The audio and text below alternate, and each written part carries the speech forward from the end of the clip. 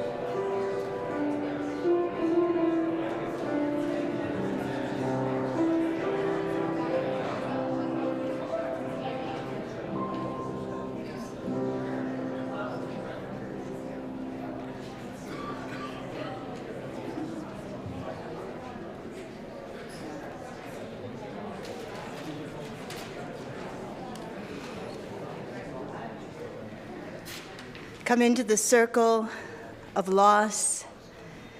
Come into the circle of compassion. Come into the circle of memory. Come into the circle of love.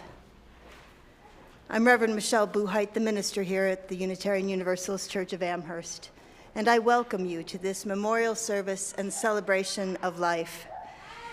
I'm going to ask you to do something very difficult, to turn off your phones. Our Wi-Fi here is a tiny bit wobbly, and so your phones need to be at least on airplane mode, but preferably off, so that the folks who are joining on the live stream can be with us during the live stream. So I appreciate the risk that you are taking with turning off your phones.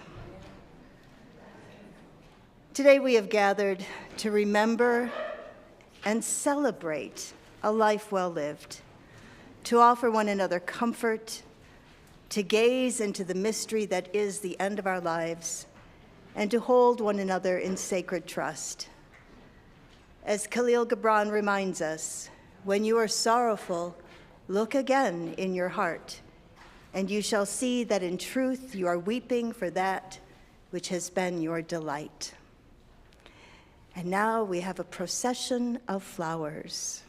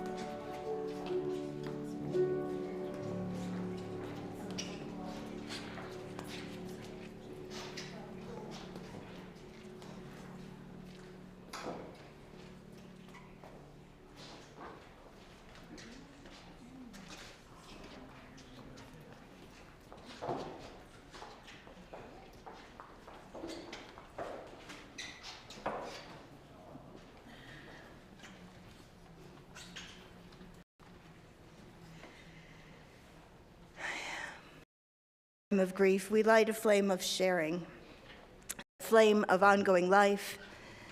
And in this time, we search for understanding and serenity in the face of loss.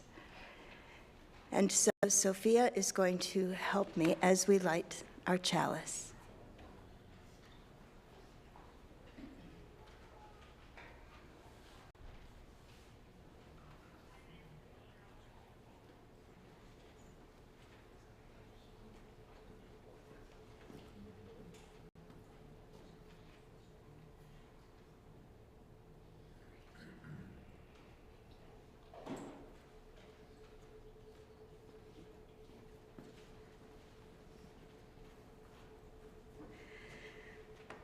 Please join your hearts with mine in the spirit of prayer.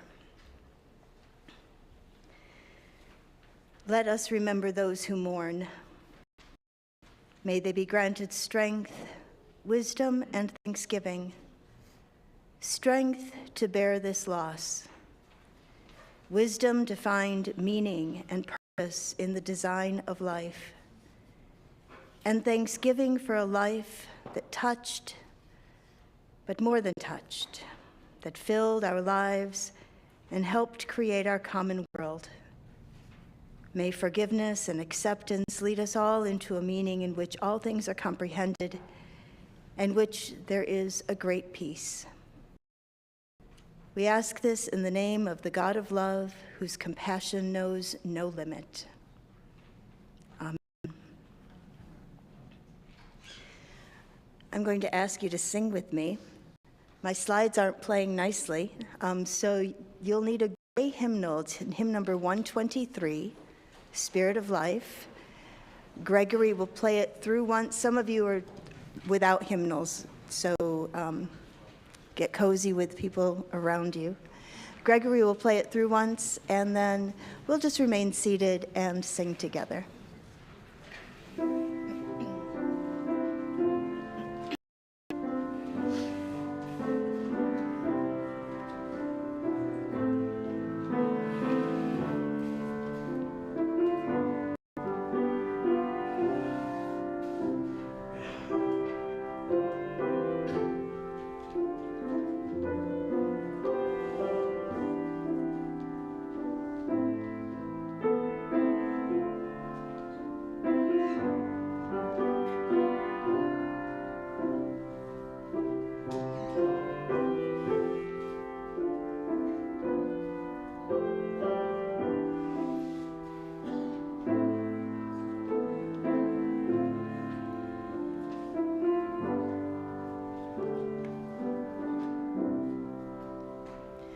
Spirit of life, come unto me, sing in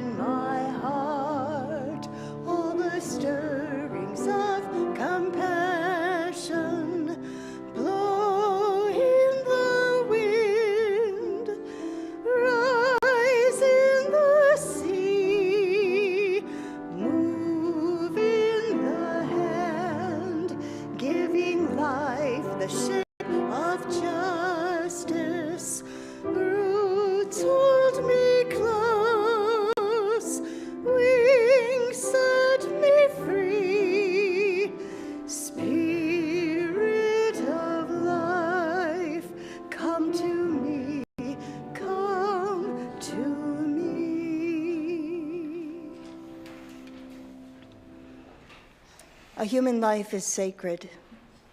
It is sacred in its being born, it is sacred in its living, and it is sacred in its dying.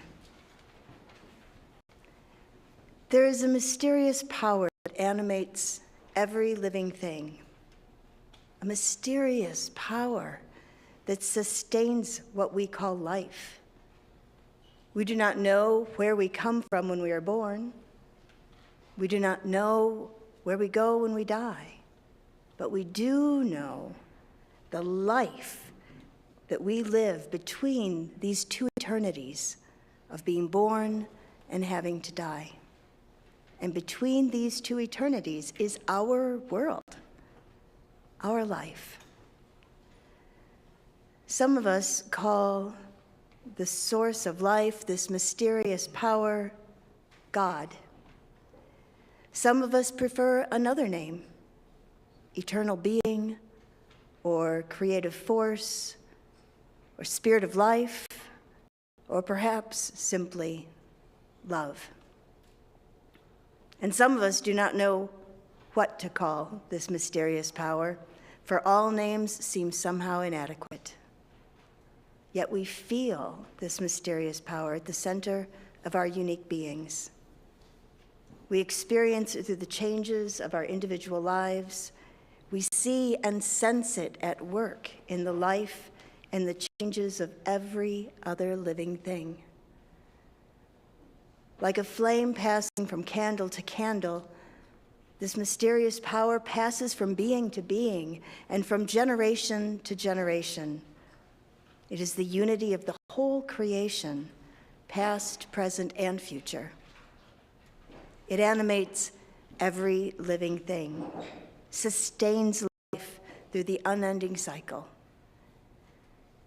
So earlier, Sophia lit a chalice, taking the flame from one source to ignite a shared flame that represents all of us, as well as the presence of the love that holds us in this tender time of loss. The flame is fragile, and it can be extinguished by a gust of air. But even if fate does not end a life unexpectedly, the burning flame will eventually consume the oil, which by its nature has an allotted span to burn.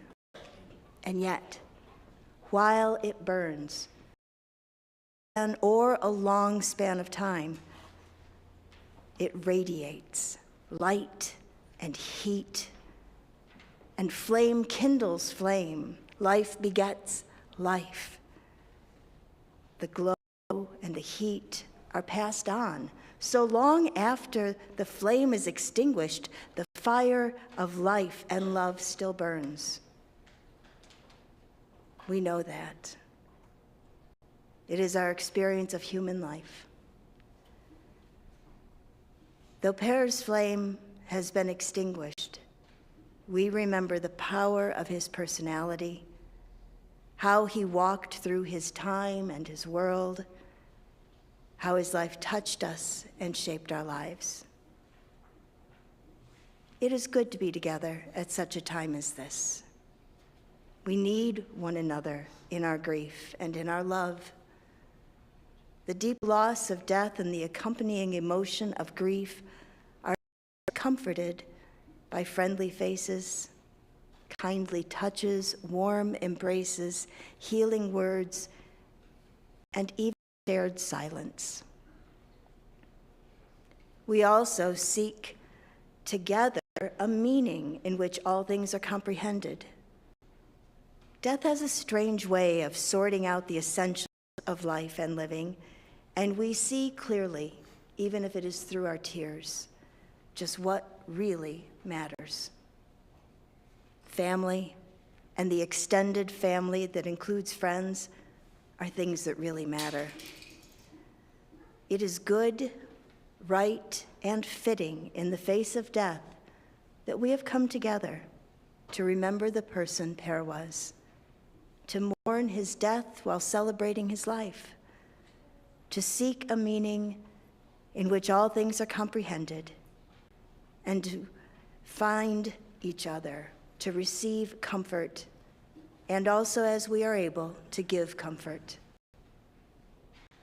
And so we begin with remembrances of Per's life from those who knew him well, his family. I'm going to invite Paul to come up and share his reflection.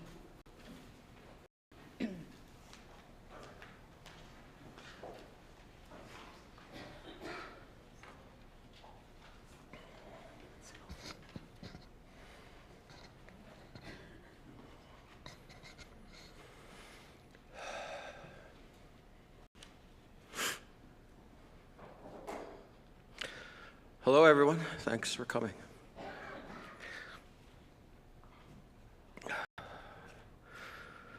Per was my brother in every sense of the word. My closest sibling. He was only 2 years older than me. And therefore, he was my steadfast childhood friend and playmate.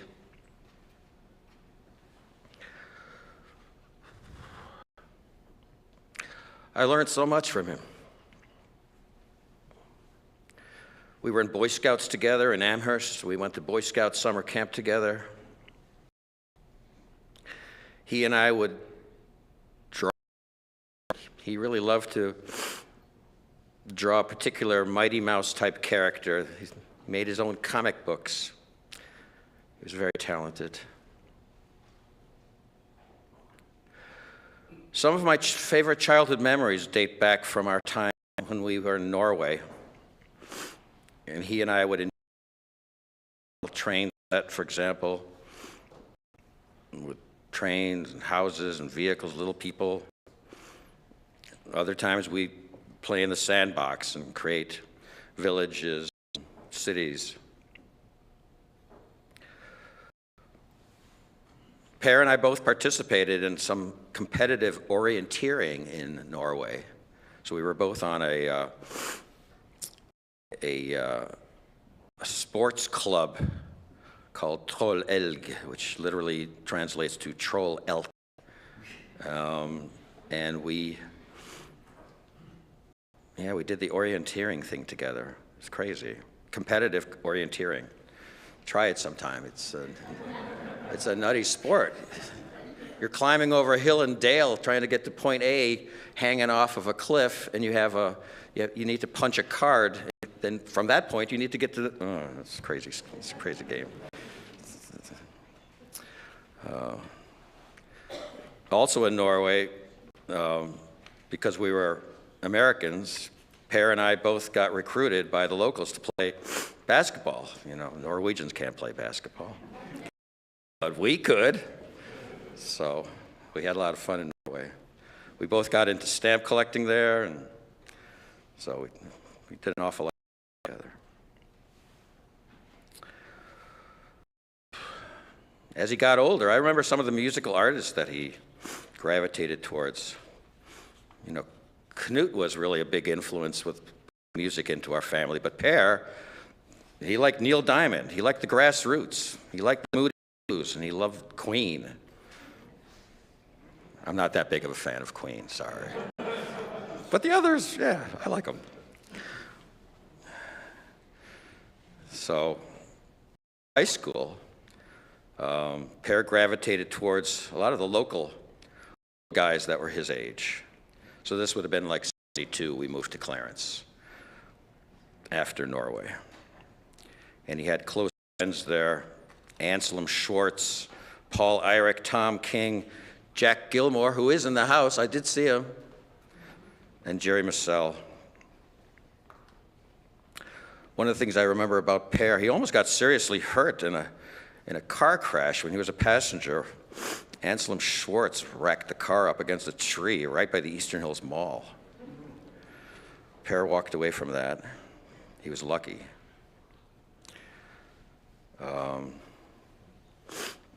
So I've gone through some of Per's artifacts and his papers and his resume. So through his resume, I find out about these things like he got an associate's degree in business accounting at ECC. And that's when but He went over to Norway after that because he didn't find a local job. And he lived at our grandmother Marie's house in Stavanger. Marie had passed, so it was just Per living in that house in Stavanger, Norway, working on an oil rig for a major French conglomerate called Schlumberger. And he worked on the oil rigs there, which is incredibly hazardous, oil rigs on the North Sea. Stavanger, Norway was turning into a boom town because of that North Sea oil. In '83, I went over to visit him for a spell, and we hung out in Stavanger, and I got to meet his Norwegian friends. He was a very gracious host. And I came back to the United States soon afterwards. Per stayed behind in Norway to take care of the house, but he did come back to the United States around 1990 or so, I think. And when he came back in 1990, we were very tight. I was playing music in and around Buffalo, and Per came and gravitated towards all my friends that I had through music. So all my music buddies became Per's buddies. Per would come to downtown Buffalo and party at the Death Ranch, which is off of Grant and Dart Street. It's a building where musicians hung out and partied, so the Death Ranch. So I took a photo of Per at a pajama party at the Death Ranch. He's wearing this tiger skin pajamas. He's holding a cocktail in his hand. He's looking very suave. And everyone's like chatting with him. Hey, you're God's brother. Yes, this is Per. Oh, Per. Is that your real name? Yes, it's Per. Because everyone and shoot and cliffhanger, buck naked. Everyone had a crazy name. So that's why they had to find out if Per's name was really Per or not.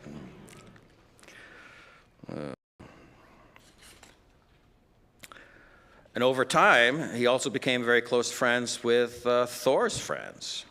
So, a lot of Thor's friends played music, whether it be Kevin O'Brien or my brother-in-law, Dave Lowski, the two O'Brien brothers. All of Thor's friends became Per's friends, and they loved him too. A lot of people loved Per. He was loved. It's when Per became a U.S. citizen that he changed his name to Peter. Peter Oliver. No, never Oliver. He toyed with the idea of having a middle name Oliver. Peter Oliver. I think we talked him out of it. Like, no, Oliver, really? No, just keep your Norwegian middle name. No Oliver. So at this time, of course, Per's hanging out with myself or Thor, and Thor's friends, my friends. And Per always had interesting drink choices. And at some of these parties, Per became known for his interesting choices of alcohol. He always had Cook's Golden Anniversary beer. Who drinks that anymore? So some of my friends started calling him Captain Cook. And then he switched, and all he drank was Peel's beers, P-I-E-L-S, Peel's. So some of my friends started calling him Peels. Hey, is your brother Peels around? You mean Per? No, Peels, Per. And after that, he was on a Zima kick. Who drinks Zima? Per. He was very interesting that way. Per would later go on to UB, like all of the Roalsvigs, get his bachelor's in finance and economics. And then he went on and got an MBA from UB in management. For a spell, he ended up in Boston. And and then he later on went to the New England School of Law, and he got his law degree through night school, all while working as operation analyst for Fleet Bank and the Bank of Boston during the day. So he was very smart. He was a very smart man. Per eventually came back to Western New York, and this was to help out our aging parents. My mom, my mom Mirth, and my dad Jan Per, they were getting on, and Per, being single, unattached, no kids, not married, he committed himself to helping them out, and he moved in to the Clarence house to live with them. The other 4 siblings, we would be fretting away about our jobs, homes, cars, vacation, kids, whatever, spouses. The Per was there for our parents. Per sacrificed his personal life to take care of them. And words cannot adequately express gratitude that all of us felt towards Per for being there for Mirth and Jan Per. Yeah. So when my mom passed, Per was there, bedside.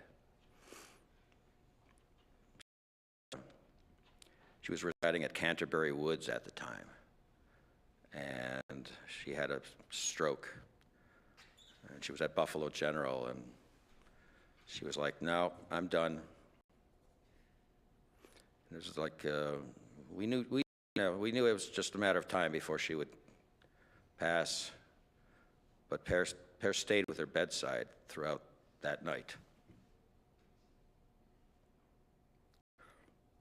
He really loved our mom.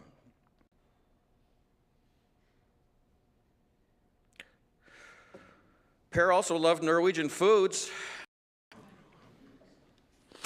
He was very proud of his Norwegian heritage. Can you tell? Norwegian heritage? Did you get the memo? Where's your Norwegian sweaters? So when I stayed at his condo, you'd open his fridge, and there was always an ample supply of smoked mackerel, smoked salmon, King Oscar sardines, goat's cheese, Norwegian goat's cheese. It was just like, yeah. But he was loved by everyone that he met. I mean, all my friends said that Per's a gem, and he's a jewel. His soul was pure. And he really would give you the shirt off his back. And the outpouring of sympathetic messages from everybody since his passing has just been phenomenal. I know towards the end he really liked coming to this church and being part of the men's coffee club and singing. I didn't know Per sang. He was singing when he came here. I hope he sang in tune. But his passing was a shock. He definitely passed too early, And I have to special thanks to the woman who, for walks towards the end. He lived in a condo unit near Maple and North Forest, and she lived in a condo unit, and they would go for long walks together. And he really looked forward to those long walks. Just like he looked forward to going to Kevin O'Brien's and watching a Bills game.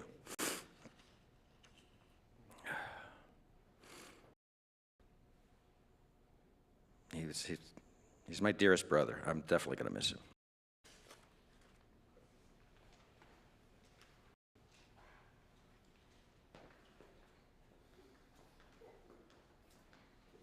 Thank you, Paul. Knut, if you'd like to share. your reflections.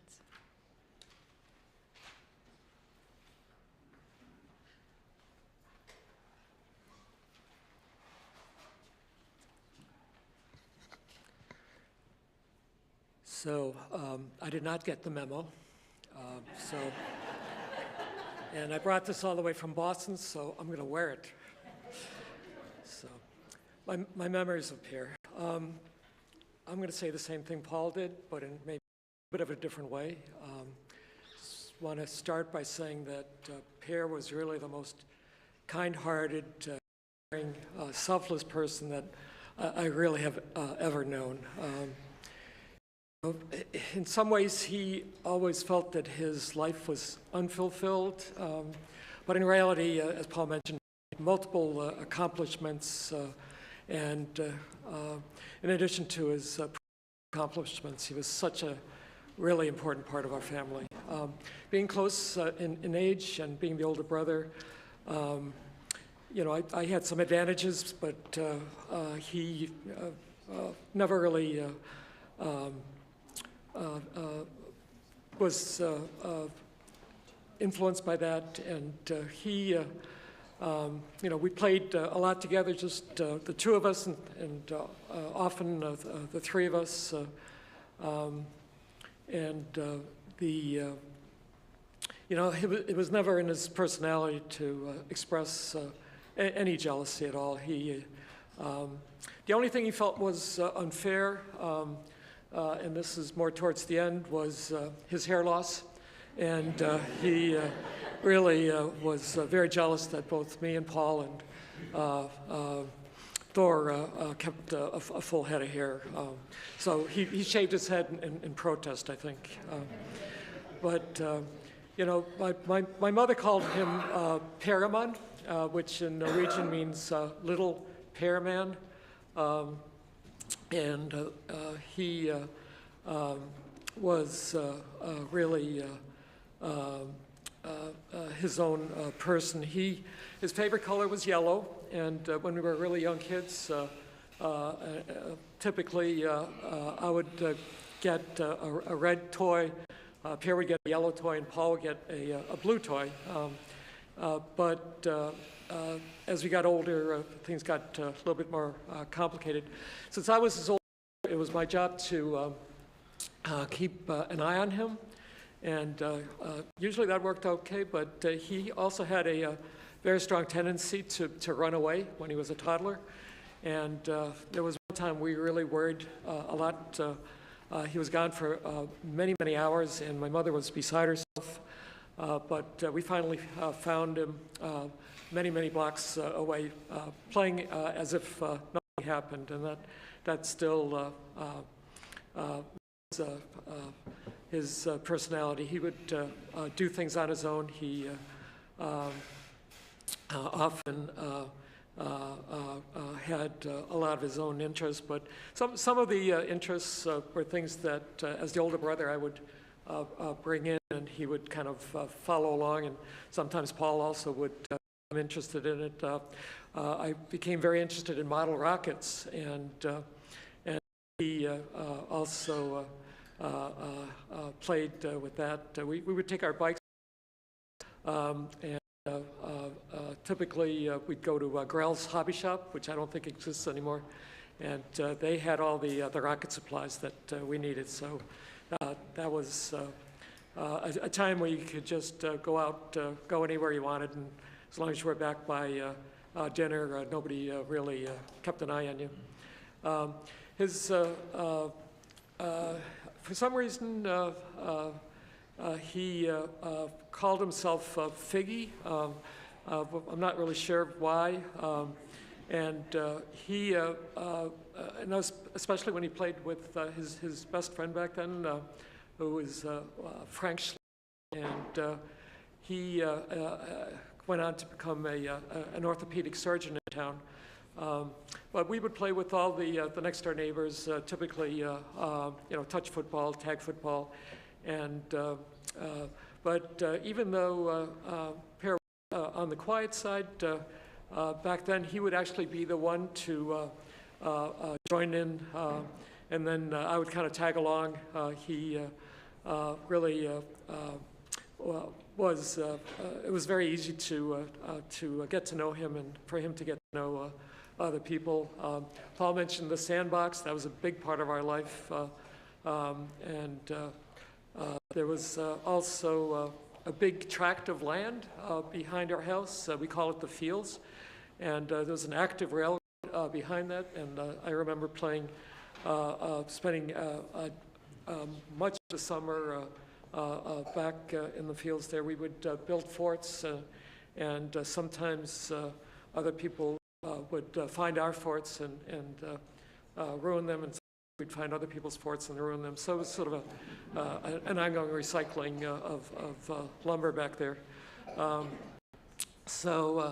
As Paul mentioned, he was into model railroading, and he loved putting these little together that represented pre-war Europe, and to this date, a lot of these houses that he had kept.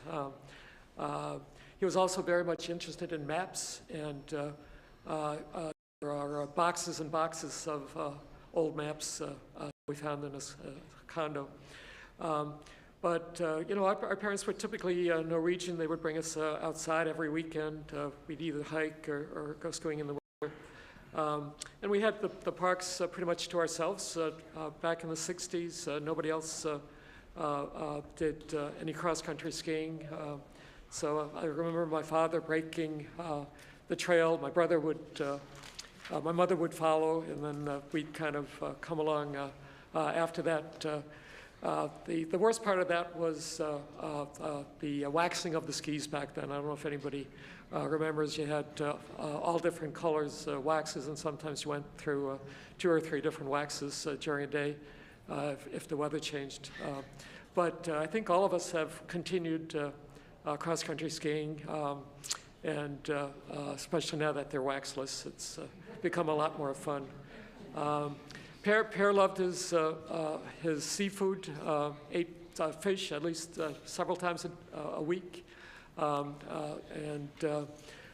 He basically also found that seafood was a criteria for him in terms of who he would date. If they didn't like seafood, you know, he lost interest pretty much. He was a little bit of a hoarder, but he was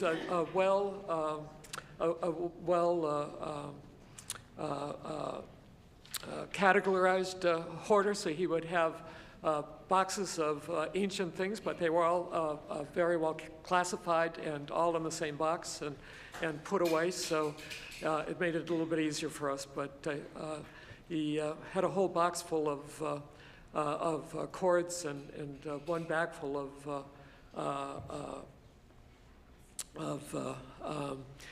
things that jumper cables. So anything and everything. It was very interesting going through his condo and finding all this strange stuff that he had kept. Kept our old skis. He had an ancient bicycle that he used to get around. But on the other hand, he, even though he saved almost everything, he didn't really, he was not a guy who was into accumulating things in his life. He was quite frugal. Another thing that he kept was all of his textbooks from when he went to law school and accounting school, and actually kept all my father's old physics texts.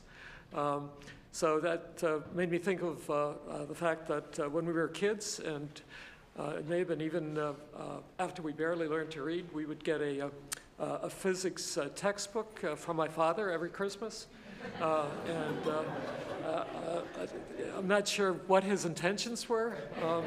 I think maybe he figured we'd become interested when we got a little bit older, or it was his way of trying to point us towards physics as a lifestyle. But And he probably got them for free. So, but at any rate, he was not into accumulating unnecessary things in his life, and that was also part of his personality. But he was also very trim. He focused on his health and always dressed very well.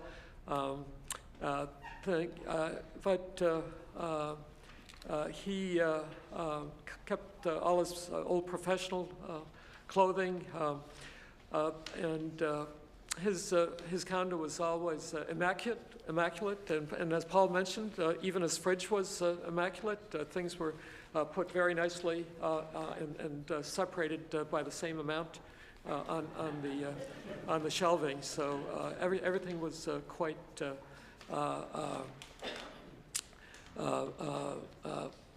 categorized. So I think he lived a life that he felt was a little unfulfilled in terms of finding a long-term soulmate, something that he frustrated him, but he had many women in his life. But again, he also was upset that so many women had cats and dogs, and he was allergic to cats and dogs, and he was just upset that a lot of single women had cats and dogs. And it's like, well, these are single women, they want some companionship. They have, a dog helps to protect them, but, he didn't see it that way. It's like,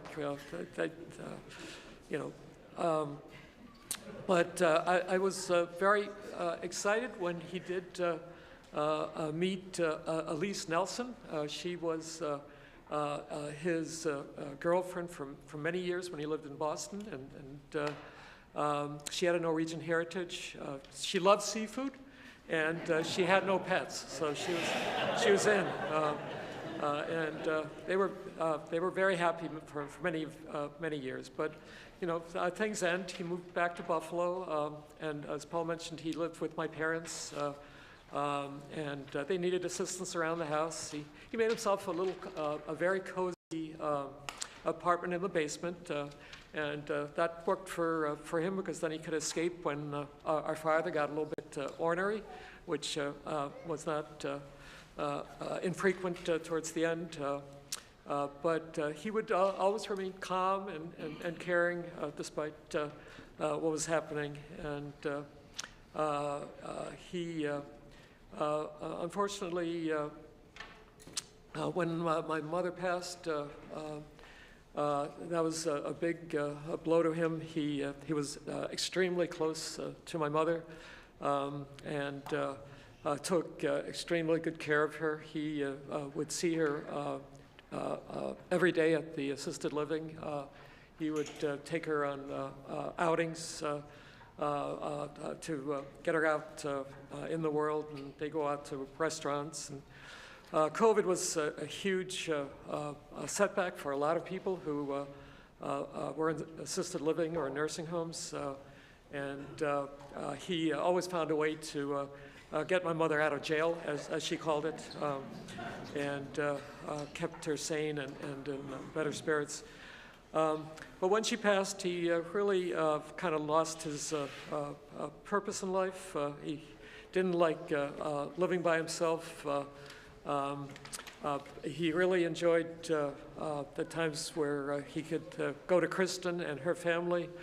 So thanks, Kristen, for helping to take care of him. And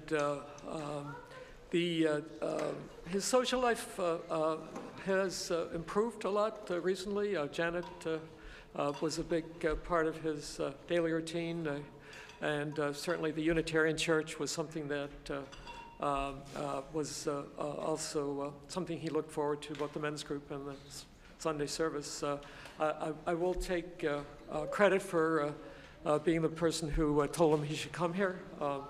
And that's after many other things that I tried to get him to do to get him out in the world, which either he didn't want to do or didn't really work out for him. But I'm glad that this worked for him. I did my best, even though I was far away, to talk to him, and we texted a couple times a day. We'd have phone calls weekly.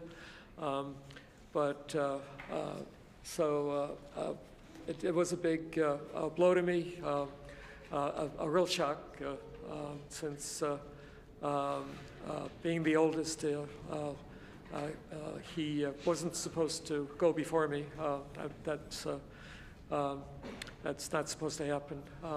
I did save a card, the last card that he sent to me, and it was a thank you card for sending him a Christmas card. Now, how many people would do that? Over the top, thoughtful, but that was the way he was. It's a great example. I'm going to miss him very, very deeply. Thank you.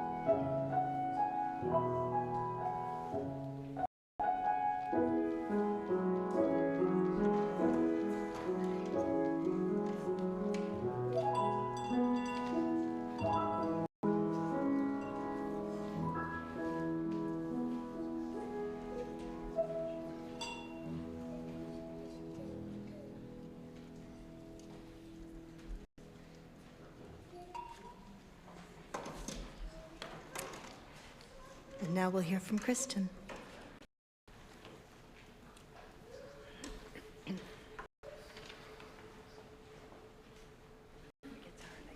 Oh, yeah. I'm crying. All right, can you hear me? All right. So I'm the youngest, everybody knows that. The little girl, 4 older brothers. Great family. Great family. Here we go. Per was a sibling in the best sense of the word. He stood up for me with the neighborhood bullies. Yes, those of us who grew up on Christian Drive, there were some bullies who stole my bar. He was 10 years older than me, 6'3", and intimidating to all the little boys in the neighborhood. Thank God for that. He used to draw for me, drew cartoons for me. As a child, I was so taken with how he thought. I would quiz him, I would ask him questions. I was totally convinced he had photographic memory, totally convinced. He would read something once and know it forever. And then suddenly he left for Norway, and right after high school, and I was still young. And, I didn't know him like that anymore. He was there for a long time. He was in the North Sea on the oil rigs, these huge, massive, like football field size oil rigs. And all I knew was he was a very scary, dangerous place. So scary and dangerous at times that I could see it on my mother's face. There was one oil rig that went down, and I just remember my mother crying. I guess it was a close call. It was one of the ones he had been working on. A lot of his male friends died on that oil rig, died in the helicopters going back and forth to the oil rigs. I just remember thinking, I hope he makes it back, so I can see him again. And he did. He came back, and he told me funny stories when he came back about playing tennis on the top of the oil rigs and the tennis balls flying into the North Sea. He was like, there's no way to play tennis. No way. And he told me about some of the crazy helicopter rides he had. And yet, from Norway, he had cards and letters. And because he made some money over there, he sent me these beautiful Swarovski crystal figurines for my birthday and Christmas, a little whale, and always thought of me, thought of us. So then he came to the United States, and again, so smart, That's the sad thing. His memory was going at the end, but when he was young, so smart, so able to remember everything, everything. And then 2000, David and I came back with the kids to Buffalo from Ohio. And Per and I became good friends. Good friends. He lived in Boston, but we became friends.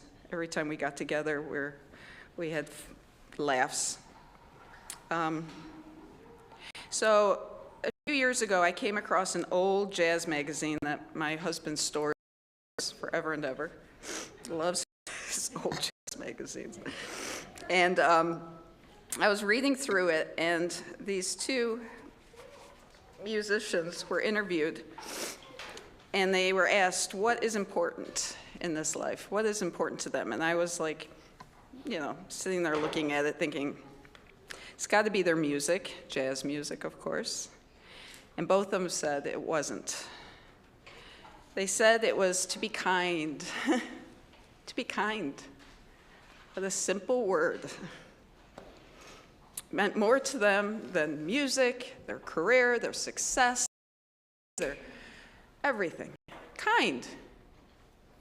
Kind. It's such a strange thing to say, and yet, when Per passed, I thought, there you go. Kind. Innately kind his entire life. He lived it, he breathed it. He died, and 100 people grieved him by his kindness, by just that one thing. They grieved his exceptional heart. And I loved him because of his heart. As David said, Per has no idea how many people he touched. Never mean, never cruel. He always made excuses for others when they were terrible. He would. Oh, Kristen, you'll be better tomorrow. All right, I'll try to be better tomorrow. He always supported people, yeah. And even though he hated cats and dogs, he liked people. So, even though they almost killed, these cats and dogs almost killed him, he would put a funny joke on it, funny spin on politics. Anyways, I was very lucky to have him in my life as we were adults, and he was like my sidekick. We'd garden, paint the deck together, you know, make Norwegian cookies together. All of you who've had my cookies, he was part of those cookies. Yes, and ski and hiked with us, and yeah, always fun, always great. And by the way, love birthday parties, and today is actually Ember's birthday, one of the little, with the pink sweater over here. He would love that. He loved family. And so you heard about him, you know, sneaking my mom out of Canterbury and you know, literally taking her off to the Adirondacks. He would call her his one true love. So as said, it's almost beautifully serendipitous that he passed away, we think, on the same day that she passed away 3 years ago. And as many of you are aware, there's been a lot of loss in my family. There's a lot of loss in this room here. We have my brother passing, but we also have David's brother who passed, Scott, and an uncle, Uncle Ronnie. So at a time like this, the kindness that we've felt from all of you has been very, very grateful for that. Thank you. So let's just try to be kind, okay? I think that's the message. Thank you.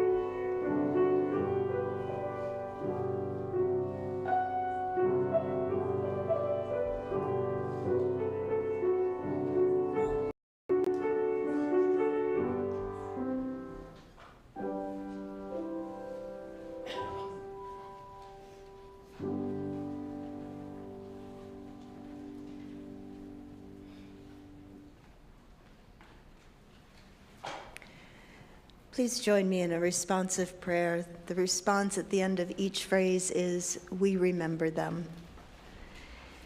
At the rising of the sun and at its going down, we remember them.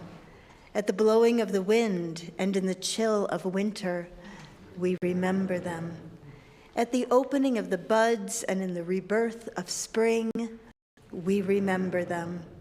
At the blueness of the skies and in the warmth of summer, we remember them. At the rustling of the leaves of autumn, we remember them. At the beginning of the year and when it ends, we remember them. As long as we live, they too will live, for they are now a part of us as we remember them. And now Annika will share a reading of the Lord's Prayer.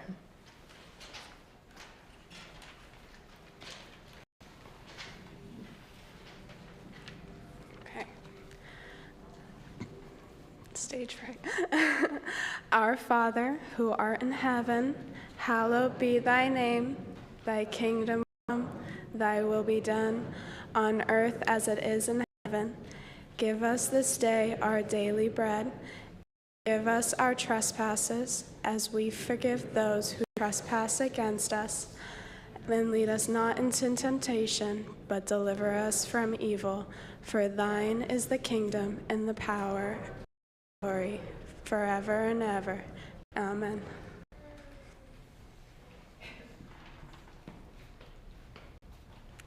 And Ryan will share a letter that Mirth sent to Per.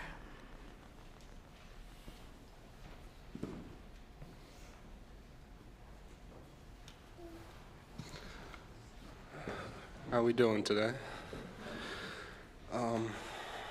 So I knew Per pretty well, and in my full knowledge of knowing him, I got to witness with my mom and baking cookies, and you know, one of his common catchphrases was always, you know, Ryan, can you help me find a girlfriend? I can't find anyone without dogs and cats, and it's so hard to find, and I told him, Per, I struggle with that myself. But this is a passing phrase from his mom. Dear Per, happy birthday with love from your old mother. You do know I will never be able to tell you of all the wonderful help you have been able to give me these last years, about how you have kept me alive through the good and the bad times. Thank you, Per. You have made my life worth living. Have a good year. All my love, always. Momsen.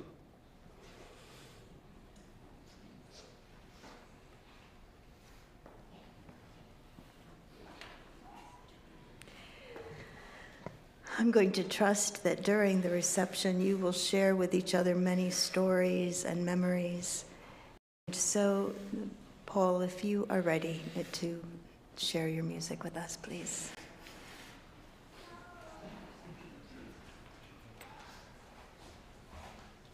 I will try.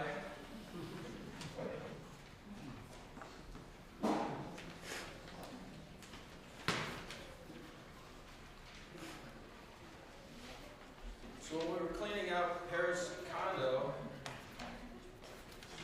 there was a box of vinyl. Per didn't have a stereo in his condo, but he had some records. And his records were some Moody Blues records, but the records that he had the most of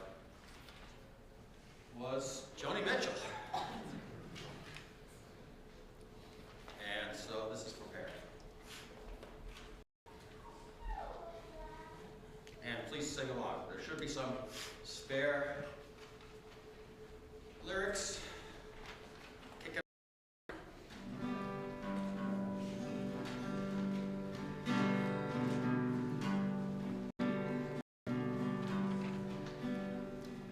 Rose and flows of angel and ice cream and all in the air and feather canyons everywhere.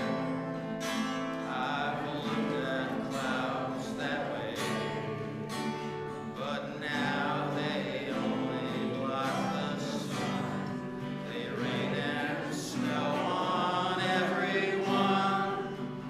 So many things I would have done, but clouds got in my way. Well, I've looked at clouds from both sides now, from up and down, and still somehow it's clouds illusion I recall. I really don't know clouds at all.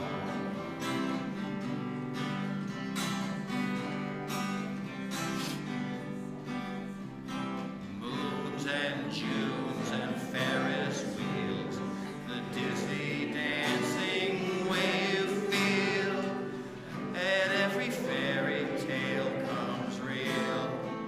Well, I've looked at love that way. I've looked at love from both sides now, from give and take, and still somehow it's love's illusion I recall. And I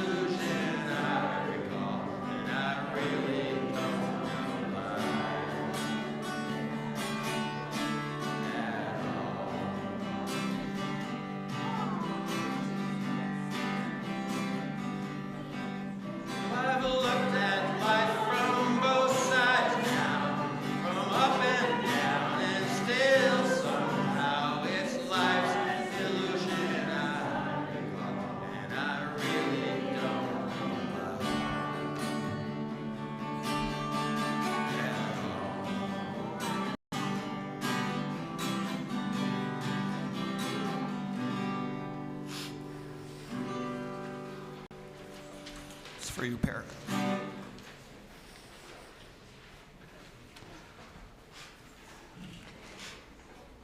As our service is drawing to its close, I thank you all for your presence here. And truly, please stay for the reception, to share your stories, your memories, and to eat all the food. That apparently is also a Norwegian memo. So, yes, do stay. I want to share some words from John Lovejoy Elliott called The Love of the Human Heart. The love of the human heart is the most real and the most beautiful of all the realities we know. It is the richest gift of our personhood. It is the bond that joins us together as husband, as wife, as father, as mother, as parent, child, friends, and neighbors. Whatever the length of time may be, to have known something of this love is to have experienced the supreme privilege of being human. The anguish of parting cannot destroy this most real of all realities. The love has been, the ties have been woven, life has been shared, the joys and the sorrows. And this has been as real and strong as anything we know. The love that was once born, for it has become part of us, the very texture. So here we bear witness to the one we knew in life, who now in death is a subtle part, precious and beloved, which will be with us in truth and beauty, in dignity and courage and love to the end of our days. Sophia, do you want to help me with the extinguishing of the chalice? Where'd you go? She's very busy over there. Sophia!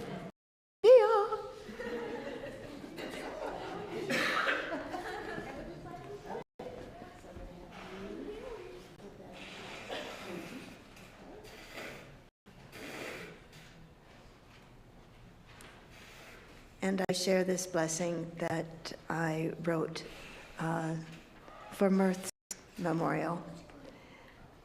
Yep, you can just set it right there. Thank you. We bless you on your journey. We honor and celebrate the life that has been yours, the lives you've touched, the legacy you leave. We release old wounds and regrets. We forgive and are forgiven. We cherish the life we shared, the life that is larger than us.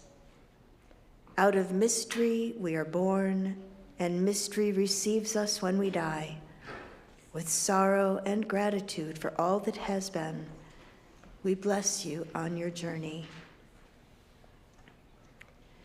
And now Justin is going to lead in a sung blessing. Excellent. And Gregory will be playing for you. Come on. I would offer to sing. I know that it's a little off. Oh, mine too.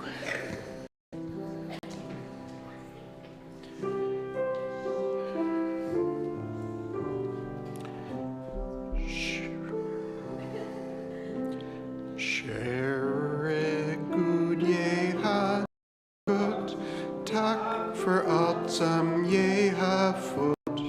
Du är god, du håller av mig. Käre Gud, gå aldrig från mig. Pass på liten och på stor. Gud bevare far och mor. Och alla barn på jord. Thank you.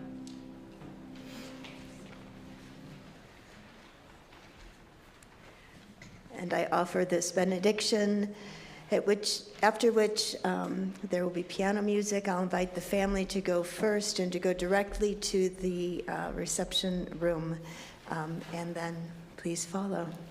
So I offer this blessing. Spirit of life, be with us, giving us the peace of acceptance and understanding, and the assurance in those things that never die, those things that pass from person to person through generations into eternity, especially love. In the spirit of love we have gathered, and in the spirit of love we depart. Amen and blessed be.